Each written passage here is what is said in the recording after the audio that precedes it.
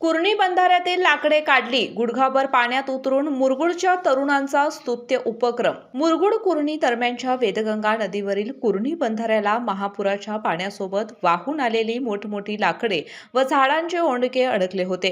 महापुराचे पाणी ओसरल्यानंतर ही लाकडे बंधाऱ्याच्या संरचनेला धोका पोहोचवू शकतात, हे लक्षात घेऊन मुरगुडच्या तरुणांनी स्वतः पुढाकार घेत ही लाकडे काढण्याची मोहीम हाती घेतली। तरुणांनी कोणत्याही यंत्रसामग्रीचा वापर न करता गुडघाभर पाण्यात उतरून स्वतःच्या हाताने ही लाकडे बाहेर काढली। पाण्याचा प्रवाह आणि चिखलाचा सामना करत त्यांनी धाडसाने काम पूर्ण केलं। दरवर्षी महापूर काळानंतर परिसराची स्वच्छता करण्याचे काम हे तरुण करत असतात। पावसाळ्यापूर्वी आणि पावसाळ्यानंतर स्वच्छता त्यांच्या माध्यमातून होत असते। त्यांच्या या सामाजिक बांधिलकीच्या कार्यामुळे परिसरात त्यांचं कौतुक होत असून त्यांनी समाजासमोर एक नवीन आदर्श निर्माण केला आहे। या मोहिमेत सर्जेराव भाट, रघुनाथ बोडके, कृष्णात टोणे, ओंकार पोद्दार यांनी सक्रिय सहभाग घेतला।